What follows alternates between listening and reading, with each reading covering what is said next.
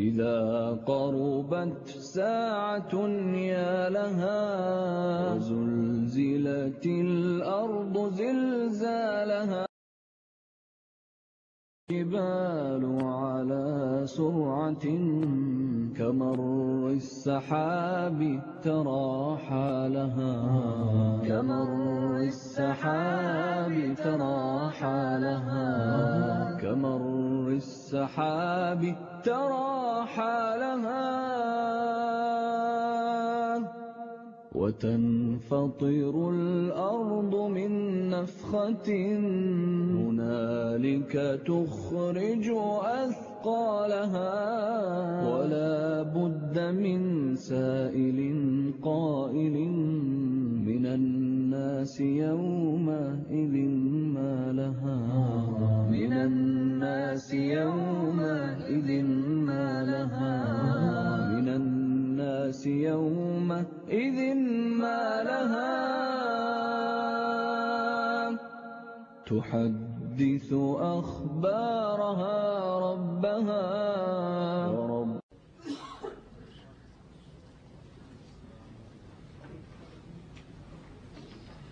إن الحمد لله نحمده ونصلي على رسوله الكريم أعوذ بالله من الشيطان الرجيم بسم الله الرحمن الرحيم قل لا يعلم من في السماوات والأرض الغيب إلا الله وما يشعرون أيان يبعثون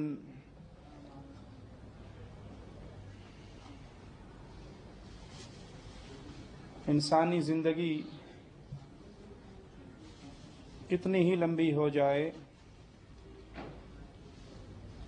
بالآخر اس نے ختم ہو جانا ہے۔ دنیا کتنی ہی رنگین کیوں نہ ہو بالآخر اس دنیا نے لپیٹ دیا جانا ہے۔ قیامت کی گھڑی قائم ہو کر رہنے والی ہے۔ انسان چاہے اس قیامت کی تیاری کر لے، اللہ کے دربار میں پیش ہونے کے لیے زاد راہ اکٹھا کر لے، اور چاہے دنیا کی زندگی میں جانوروں کی طرح کھانا پینا سونا بچے پیدا کرنا صرف اسی کام پہ اکتفا کر لے، اس کی مرضی ہے،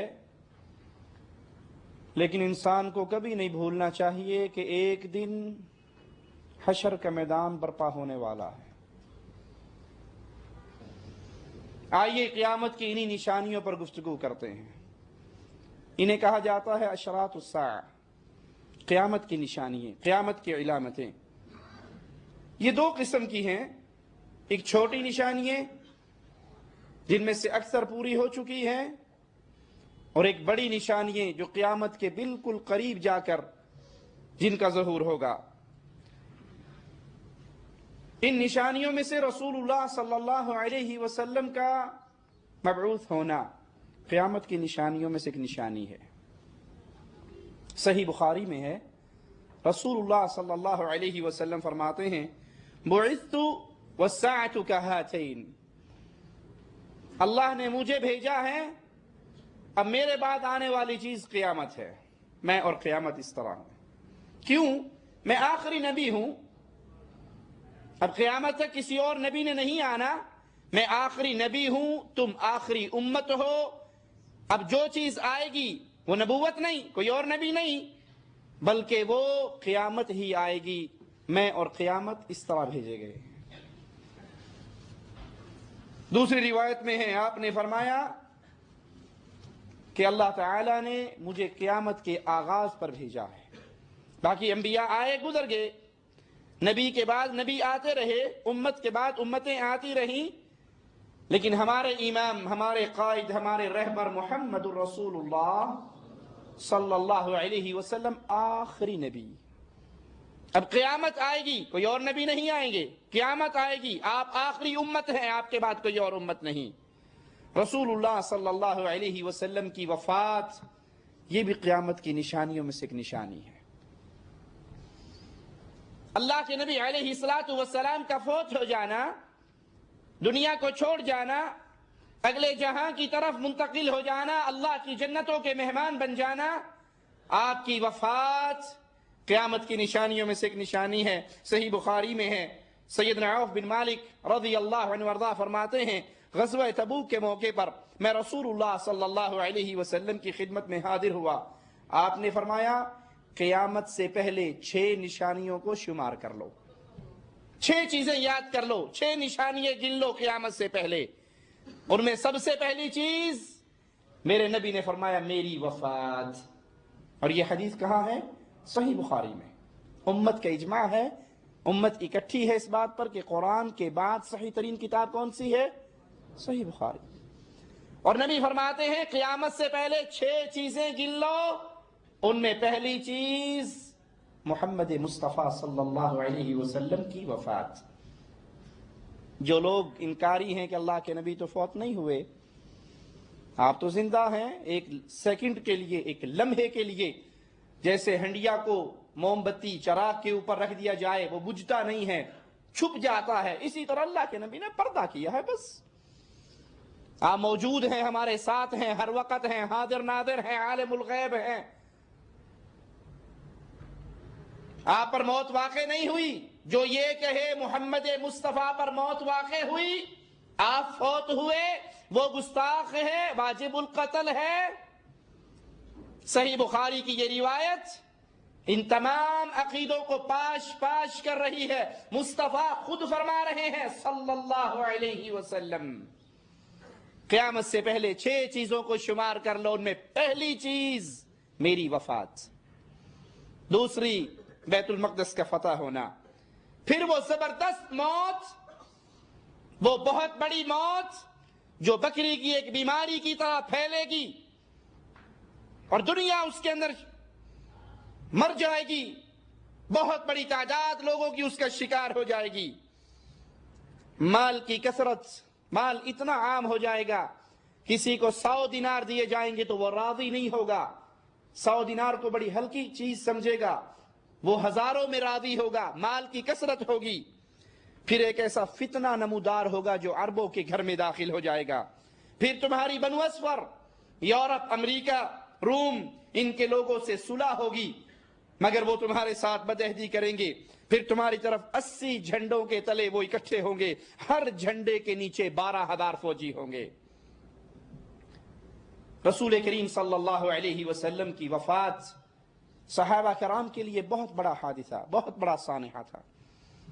اسی لیے جب صحابہ کرام پہ کوئی مصیبت آتی، کوئی غم آتا، کوئی پریشانی آتی تو دوسرے صحابہ ان کو ان کی پریشانی ہلکی کرنے کے لیے موت کی پریشانی یاد دلواتے کہ ٹھیک ہے تمہیں یہ غم تو ہے لیکن دیکھو ہمیں اس سے بڑا غم امام الانبیاء علیہ الصلوۃ والسلام کی وفات کا غم ہے، اس غم کے مقابلے میں تمہارا یہ غم بہت ہلکا ہے۔ اور خود میرے نبی کریم صلی اللہ علیہ وسلم نے بھی بیان فرمایا کہ ایک وقت آئے گا میں تمہارے درمیان موجود نہیں ہوں گا، اس وقت انسان چاہے گا کاش اس کا سارا مال، اس کے اہل و عیال، اس کے بیوی بچے، وہ مال بھی قربان کر دے، بیوی بچوں کو بھی قربان کر دے، اور اس کے بدلے میں صرف محمد کریم کے چہرے کا ایک مرتبہ دیدار ہی کر سکے۔ میرے بعد چاہیں گے لوگ پوری دنیا لٹا کر مصطفیٰ کے پیارے حسین ایک جھلک دیکھ لی جائے، لیکن لوگوں تم مجھے اپنے درمیان نہیں پاؤ گے۔ یہ کہنے والوں، سنا ہے ہر عاشق کے گھر تشریف لاتے ہو، ہمارے گھر میں بھی ہو جائے چراغاں یا رسول اللہ۔ نبی کیوں کہہ رہے ہیں تم مجھے نہیں پاؤ گے؟ تم چاہو گے سارا مال لٹ جائے، مال قربان کر دیں، اہل و عیال قربان کر دیں، پوری دنیا اگر اہل ایمان کے ہاتھ میں ہو وہ پوری دنیا قربان کر کے یہ چاہے گا کہ مجھ سے میری دنیا لے لو، مصطفیٰ کی جھلک ایک مرتبہ مجھے دکھا دو، تو وہ کہاں گئے جو کہتے ہیں کبھی نبی مدینہ میں، کبھی کراچی میں، کبھی رائے میں، کبھی دیوبند میں، کبھی چکوال میں؟ یہ مولویوں کے پیٹ کا دھندا ہے، مصطفیٰ اللہ کی جنتوں میں ہے، آپ کی قبر جنت کا باغ بن چکا ہے۔ صلی اللہ علیہ وسلم۔ قیامت کی نشانیوں میں سے ایک بہت بڑی نشانی چاند کا دو ٹکڑے ہونا۔ کفار مکہ نے آ کر امام کائنات، امام الانبیاء محمد الرسول اللہ صلی اللہ علیہ وسلم سے ڈیمانڈ کی تھی، کوئی نشانی دکھائیے، کوئی معجزہ دکھائیے۔ قرآن بیان فرماتا ہے اقتربت الساعة وانشق القمر، قیامت قریب ہو گئی، چاند دو ٹکڑے ہو گیا۔ وَإِن يَرَوْا آيَةً يُعْرِضُوا وَيَقُولُوا سِحْرٌ مُسْتَمِرٌ، اور اگر یہ کوئی معجزہ دیکھتے ہیں تو منہ پھیر لیتے ہیں اور کہتے ہیں یہ تو پہلے سے چلا آنے والا جادو ہے۔ یہ معجزات کو دیکھ کر بھی ایمان نہ لانے والے، معجزات کو دیکھ کر بھی تسلیم نہ کرنے والے۔ صحیح بخاری میں ہے اہل مکہ نے اللہ کے نبی سے درخواست کی ہمیں کوئی نشانی دکھائیے، تو رسول اللہ صلی اللہ علیہ وسلم نے چاند کو دو ٹکڑوں میں بٹ جانے کا منظر انہیں دکھایا۔ چاند دو ٹکڑوں میں بٹا، اور یہ میرے نبی کا معجزہ ہے۔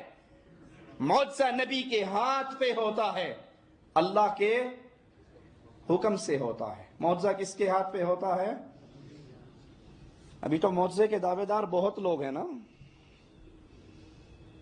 مرزا غلام احمد قادیانی کہتا ہے میرا بھی ایک معجزہ ہے، اور میرا معجزہ کیا ہے کہ میں بہت بوڑھا ہو گیا تھا، مریض ہو گیا تھا،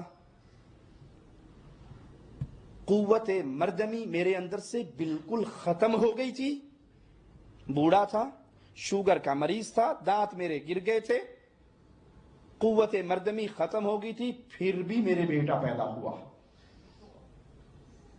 ہم کہتے ہیں مرزا صاحب یہ آپ کا معجزہ نہیں، آپ کی بیگم کا معجزہ لگتا ہے، بغیر بندے دے پتر دیتا انہیں، آپ سے بڑی نبی تو یہ لگتی ہے ہمیں۔ پاکستان کے اندر ایک نیا معجزہ آیا ہے، ایک پاکستانی نے اعلان کیا ہے کہ دیکھو میرے ساتھ معجزات ہو رہے ہیں، مجھے بشارتیں مل رہی ہیں۔ کیا معجزہ ہے؟ کہتا میری کمر کے اوپر لکھا گیا ہے لا الہ الا اللہ محمد الرسول اللہ۔ کوئی دن خاموش اس دن تو آپ کو سمجھ نہیں آیا ہوگا یہ ہوا کیا ہے؟ میں تو بہت زیادہ پریشان تھا کہ میرے ساتھ کیا، اور اسی وجہ سے میں نے علماء سے رابطے کیے۔ پھر حضور پاک صلی اللہ علیہ وسلم کی بشارت ہونا شروع ہو گئی کہ آپ خاموش نہ رہیں، آپ اسے عام کریں، یہ ہمارا حکم ہے۔ تو پھر ہم نے اسے یوں عام کرنا شروع کیا۔ ایک چینل پہ بات چلی، دو اخباروں میں چلی، اس میں میرے جسم بھی اسم اللہ تھا، صرف اللہ لکھا تھا۔ تو ہزاروں لوگوں نے آگے دیکھا تو پورا کلمہ میرے جسم پہ آ گیا، مختلف جگہوں پر آیا، وہ چلا گیا، لیکن جہاں جو پورا کلمہ آیا وہ ابھی بھی ہے۔ اس کے بعد معجزات ہوتے گئے، اے قرآن پاک کا تحفہ مجھے ملا۔ یہ آپ کو غیبی طور پہ ملا؟ یہ غیبی طور پر انا للہ و انا الیہ راجعون۔ کہتا میرے ماتھے پہ لکھا ہوا ہے اللہ۔ جب پہلا پروگرام شوٹ کیا تو نیئر بھائی نے، تو اس کے بعد میرے ماتھے پہ بھی اللہ کا نام آ گیا۔ حضرت حضرات یہ میں ویٹ کر رہی تھی کہ میں آپ لوگوں کو تھوڑا رک کے بتاتی، لیکن آپ دیکھ رہے ہیں اس وقت آصف بھائی کا جو، آصف بھائی ذرا سامنے دیکھ لیجیے گا، یہ دیکھ رہے ہیں آپ، یہ ماتھے پر اللہ کتنا واضح نقش ہے۔ میری بیویاں روٹی پکاتی ہیں، روٹی توے سے اتارتے ہیں تو کسی روٹی پہ اللہ لکھا ہوا ہوتا ہے، کسی پہ محمد لکھا ہوا ہوتا ہے، کسی پہ کلمہ لکھا ہوا ہوتا ہے۔ اور جب سے میرے جسم پہ اللہ کا نام آیا ہے، اللہ پاک نے ان کے ہاتھ میں کوئی ایسی برکت ڈال دی ہے کہ جب بھی یہ روٹیاں پکاتی ہیں، اس پہ جب کوئی بڑا واقعہ ہوتا ہے، روٹیاں ویسے ہی پکاتی ہیں تو ان پہ اسم اللہ، بسم اللہ الرحمن الرحیم، لا الہ الا اللہ محمد رسول اللہ، لا الہ الا اللہ، مختلف قسم کی آیتیں نمایاں اور قدرتی طور پر آ رہی ہیں، اور ہمیں مزید ہدایت یہ ہو رہی ہے کہ اسے آپ عام کرتے جائیں۔ لا حول ولا قوت الا باللہ۔ کہتا ہے ایک اور معجزہ مجھے ملا، مجھے مصلی ملا، جائے نماز ملی، اس مصلی پہ لکھا ہوا تھا لا الہ الا انت سبحانک انی کنت من الظالمین۔ اس کے بعد مجھے ایک جائے نماز ملی، اللہ پاک کی طرف سے تحفہ، جس پہ پوری آیت لکھی ہوئی ہے لا الہ الا انت سبحانک انی کنت من الظالمین۔ یہ معجزہ ہے، مجھے ملا ہے، مصلی ملا ہے، اس پہ آیت لکھی ہوئی ہے۔ اب یہ مصلی نیچے بچھا کے نماز پڑھا جاتا ہے نا، تو نعوذ باللہ قرآن کی آیت زمین پہ بچھائی جائے گی اور ظالم تو اس کے اوپر کھڑے ہو کر نماز پڑھے گا۔ عقل پتہ نہیں کہاں گھاس چرنے چلی جاتی ہے ان ظالموں کی۔ اصل میں بے روزگاری بہت زیادہ ہے، کہتا ہے ہور پاسو دانے لب دے کوئی نہیں، ایویں چار چنگے لبن گئے ہیں۔ یہ دکانداری ٹھیک ہے، یہ کاروبار ٹھیک ہے، ارے باتھ روم میں جاتے ہوئے قرآن حکیم، اللہ کا نام، آیات وہ ساتھ لے جانا جائز؟ اور وہ ڈرامہ کر رہا ہے کہ میری کمر پہ پورا کلمہ لکھا ہوا، وہ باتھ روم نہیں جاتا؟ اس کی بیوی کو بھی معجزے ملے ہیں کہ وہ روٹی پکاتی ہے، اس پہ اللہ لکھا جاتا ہے، اس پہ محمد لکھا جاتا ہے، توے کے اوپر اللہ محمد، آگ کے اوپر دعویٰ کرتے ہوئے تمہیں شرم نہیں آتی؟ تو اپنی بیوی کے ساتھ ملتا ہے، یہ کلمہ تیرے ساتھ ہے، یہ ماتھے پر اللہ لکھا ہوا ہے، کیا یہ رب کی اور اس کے رسول کے ناموں کی توہین نہیں ہے؟ ٹیلی ویژن والوں نے بھی کمائی کرنی ہوتی ہے، سما ٹی وی نے اس کا پورا ڈرامہ دکھایا، دودھ کا پیالہ مجھے ملا، اس میں 2 پھول تھے اور 6 دن سے وہ نہ دودھ خراب ہوتا ہے نہ پھول مرجھاتے ہیں۔ اس کے بعد ایک دودھ کا پیالہ جو ہم اس کے بعد کافی دوبارہ بشارت ہوئی کہ آپ اس سے عام کریں، آپ جو مطلب خاموش دودھ نہ کا رہیں۔ پیالہ بھی آپ کو غیبی طور پہ ملا؟ جی یہ اس طرح ملا کچھ کہ میں ایک دن تہجد کی نماز پڑھ کے ایسے پریشان ہو کے بیٹھا ہوا تھا کہ یہ دودھ کا کہ اتنے ہم حضور پاک صلی اللہ علیہ وسلم کی بشارتیں اور اللہ کے حکم کو ہم آگے بڑھا رہے ہیں لیکن ان کو بڑھانے کے لیے تیار ہی نہیں آگے، ہاں تو سجدے میں جا کے رونے لگا۔ ہاں، اور اب تک آپ کی پیٹھ پر واضح میرے پیٹھ نقش پہ- ہو چکا تھا؟ جی۔ اچھا، اور قرآن پاک آپ کو غیبی طور پر ہوا میں اس طرح نظر آنے لگا؟ جی۔ یہ آپ کے جی، پاس ہاتھ میں نظر نہیں، میں نے اس کو خود اٹھایا، ایسے خود آپ نے ہوا میں سے اٹھایا؟ جی میں نے خود اٹھایا، بغیر سارے کے تھا یہ۔ اور یہ دودھ جب میں سجدے میں جا کے رونے لگا تو جیسے اٹھا میرے آگے یہ دودھ اور یہ پھول اسی طرح تازہ تازہ ابھی بھی، یہ دودھ اسی طرح ہے، اس کا ذائقہ بھی اسی طرح ہے ابھی بھی۔ یہ دودھ اور یہ گلاب کے جو پھول ہے یہ بالکل ایز اٹ از آپ یہ کو ملا؟ تقریباً 1 ہفتہ ہو گیا، 1 ہفتہ ہو گیا، لیکن یہ پھول بھی اسی طرح تازہ یہ کب ملا آپ کو؟ یہ 1 ہفتہ پہلے کی بات ہے، آپ کے جس سے میرا پروگرام حوصلہ، شوٹ کرنے سے بھی پہلے 2-3 2 دن پہلے؟ جس سے میرا اور حوصلہ بڑھ گیا۔ ارے معجزات خاص ہیں محمد الرسول اللہ کے ساتھ، انبیاء کے ساتھ، انبیاء کی جماعت کے ساتھ، اور مصطفیٰ کے اگر کوئی غیر نبی معجزے کا دعویٰ کرتا ہے، رب محمد کی قسم وہ مسلمان نہیں رہتا، کافر ہو جاتا ہے۔ لا نبی بعدی، مصطفیٰ کے بعد کوئی نبی نہیں، جب کوئی نبی نہیں ہے تو کوئی معجزہ بھی نہیں ہے۔ کبھی تو چکوال کے اندر 5 فٹ کا پاؤں بنا کر کہتے ہیں جی یہ اللہ کے نبی کا قدم لگا ہے ہمارے گھر کے اندر، اللہ کے نبی میرا عید میلاد کی رات ہمارے گھر میں آئے تھے، اور کوئی کہتا ہے کہ وہاں دور ہے جانا اور اتنا بڑا قدم ثابت کرنا بھی دور ہے، اپنی کمر پہ لکھوا لو، کھدوا لو اور پھر ٹی وی پہ آ جاؤ، دنیا چندہ دینے کے لیے، آپ کی بیعت کرنے کے لیے پہنچ جائے گی۔ معجزات خاص انبیاء کے لیے ہیں۔ اس سے پوچھا یہ کیسے تجھے معجزے ملے؟ کہتا میرے ماں پیو دی دعاواں نے، باقی ساری دنیا کے ماں باپ اپنی بچوں کے لیے بددعائیں کرتے ہیں، تیرے پیو نے انوکھی دعا کی تھی۔ یہ ڈرامہ ہے، یہ دھوکہ ہے، یہ فراڈ ہے، یہ اسلام کو بدنام کرنے کے طریقہ کار ہیں۔ جب لوگوں کا اعتماد اس پہ بحال ہو جائے گا کہ واقعی یہ کوئی پہنچی سرکار ہے، وہ جو منہ سے نکالے گا پبلک ماننے کے لیے تیار ہو جائے گی۔ یہ شیطان کے ایجنٹ ہیں جو اللہ اور اس کے رسول کی شریعت کو بدلنا چاہتے ہیں۔ رسول اللہ صلی اللہ علیہ وسلم کے صحابی عبداللہ ابن مسعود رضی اللہ عنہ وارضاہ فرماتے ہیں، ہم مینا میں تھے، چاند کے 2 ٹکڑے ہوئے، ایک ٹکڑا پہاڑی کے اگلے طرف جا گرا، ایک پچھلی طرف جا گرا۔ محمد مصطفیٰ صلی اللہ علیہ وسلم نے فرمایا تم نے چاند کے 2 ٹکڑے ہوتے دیکھے ہیں، تم گواہ رہنا، یہ میرے آقا کا معجزہ تھا صلی اللہ علیہ وسلم۔ قیامت کی نشانیوں میں سے ایک نشانی پیارے حبیب علیہ الصلوۃ والسلام کے پیارے اصحاب کا اس دنیا سے اٹھ جانا، میرے نبی کے صحابہ کا چلا جانا۔ آقا علیہ الصلوۃ والسلام فرماتے ہیں، صحیح مسلم کے اندر یہ حدیث ہے، تارے آسمان کے لیے امان ہیں، جب تک تارے رہیں گے آسمان کے لیے سلامتی ہے، اور جب تارے چھٹ جائیں گے تو پھر وہ قائم ہو جائے گی، یعنی قیامت آ جائے گی۔ میں اپنے صحابہ کے لیے امان ہوں، جب تک میں رہوں گا میرے صحابہ امن، سکون، شانتی کے ساتھ، سلامتی کے ساتھ رہیں گے۔ میرے صحابہ میری امت کے لیے امان ہیں، جب صحابہ کو اٹھا لیا جائے گا پھر امت پر وہ کچھ آئے گا جو ان سے وعدہ کیا گیا ہے۔ تو میرے نبی کریم صلی اللہ علیہ وسلم کے صحابہ کا اس جہاں سے اٹھ جانا یہ قیامت کی نشانیوں میں سے ایک نشانی ہے۔ دوسری روایت میں ہے کہ نیک لوگوں کے اٹھ جانے کے بعد انتہائی برے لوگوں پر قیامت قائم ہوگی۔ قیامت کا قیام شریر لوگوں پر ہوگا، بدترین لوگوں پر ہوگا، اور یہ اتنا شدید قیام ہوگا اگر کوئی اپنا کپڑا بیچنے کے لیے کھولے ہوئے ہے، قیامت قائم ہو جائے گی، اسے کپڑا سمیٹنے کی مہلت نہ ملے گی۔ کوئی لقمہ اپنے ہاتھ میں لیے ہوئے ہے کھانے کے لیے، وہ لقمہ اس کے ہاتھ میں رہ جائے گا، وہ منہ میں نہیں ڈال سکے گا، تو قیامت قائم ہو جائے گی۔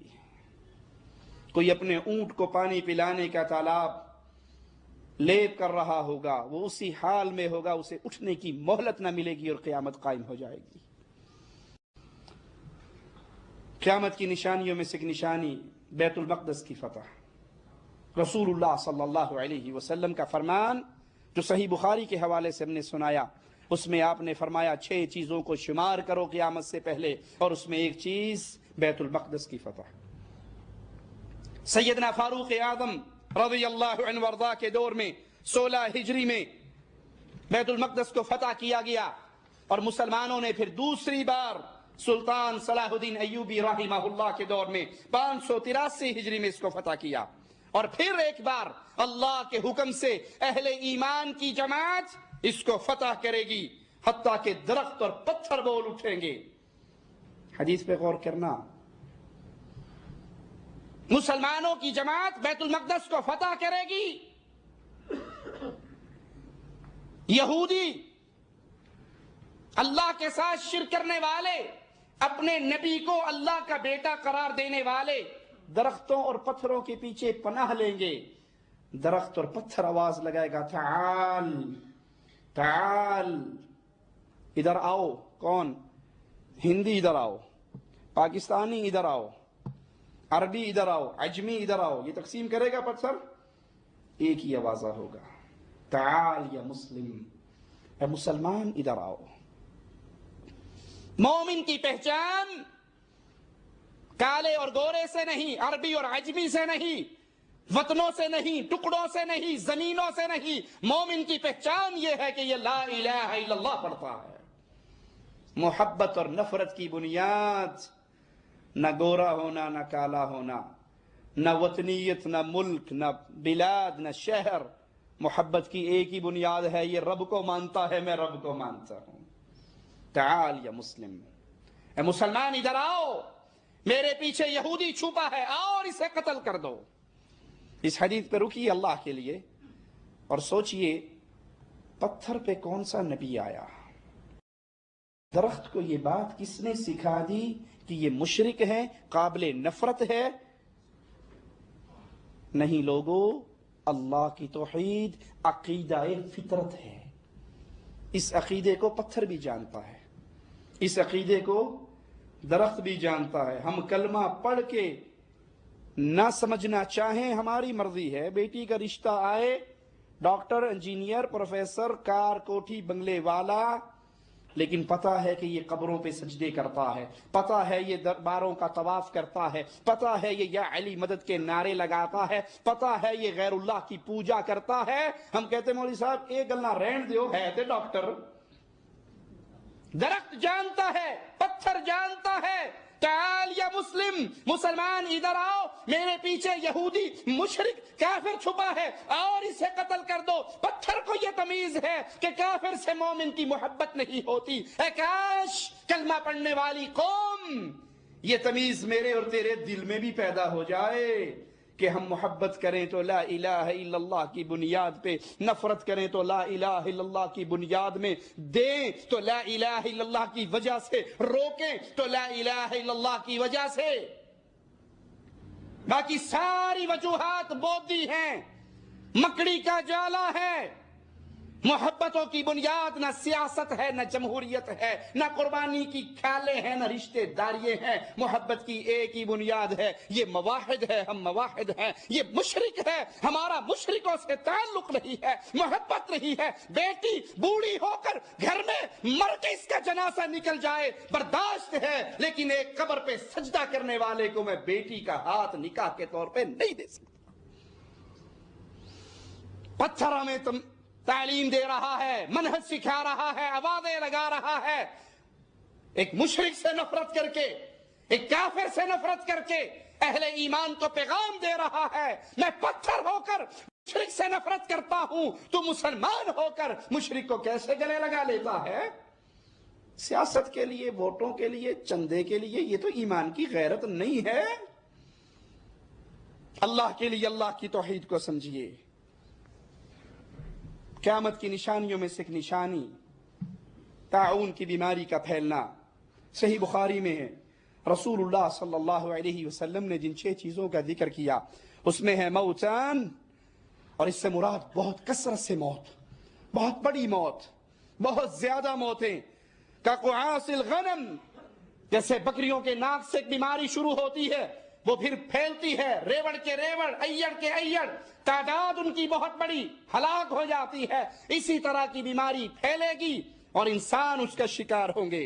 امت اسلامیہ میں یہ واقعہ سیدنا عمر بن خطاب رضی اللہ عنہ وارضاہ کے دور میں واقع ہوا۔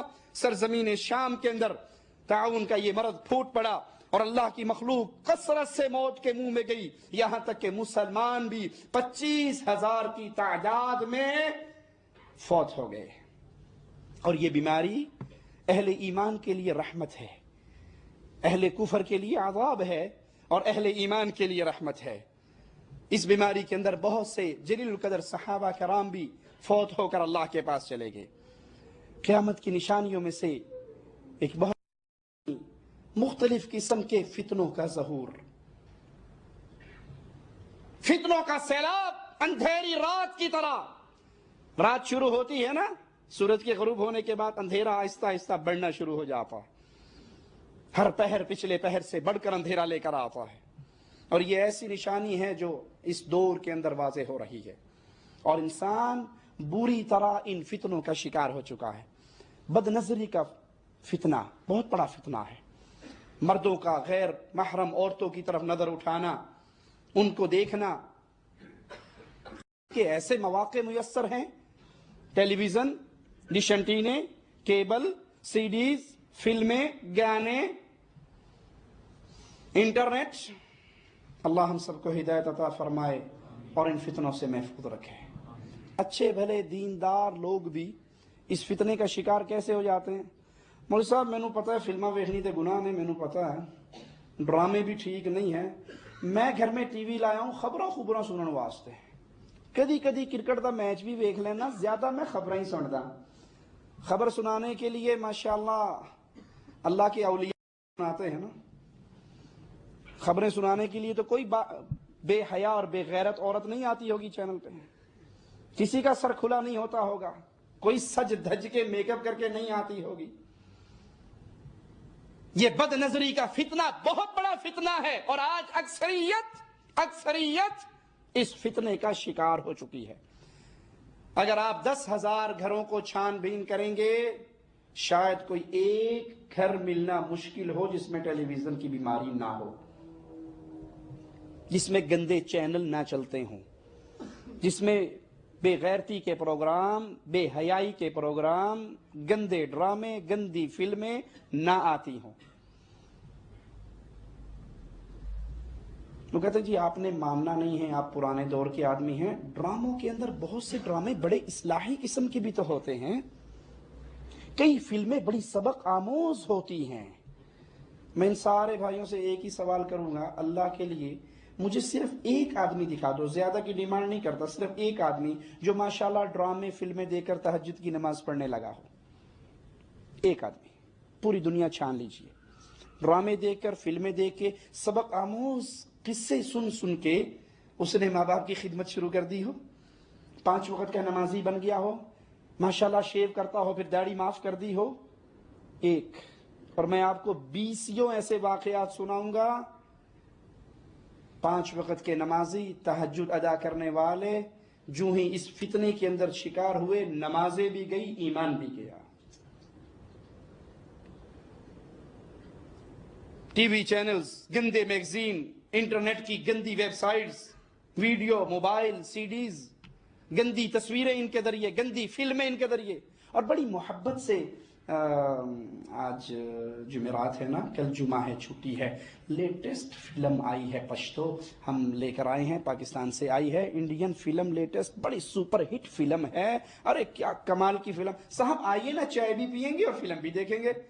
کہتا نہیں مجھے، کہتا اللہ میرے ساتھ دوستی ہے، اور دوستی کا اتنا بھی حق نہیں ہے، میرے مگر لا کے تو فلم نہیں دیکھ سکتا، یاری ہے چھولیاں دا بڑا ہے۔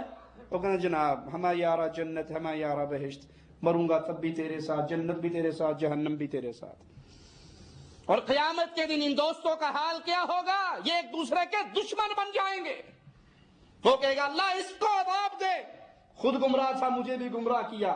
وہ کہے گا اللہ میں تمہیں انگلی لائی سی مگر تے آپ پہ ٹریا سی، میں کھچ کے تو نہیں لیا ایسا، میں تو صرف سی ڈی کا کور دکھایا تھا کہ دیکھ کون سی ہیروئن ہے اس میں۔ کہتا اچھا یہ والی ہے، میں آتا ہوں ساتھ، سامان گھر دے کے آیا، بیگم سے کہتے ہیں دفتری کام جا رہا ہوں، ضروری کام بھیجا ہے مدیر نے، اور ساری رات فلمیں دیکھتے ہوئے گزار دیتے۔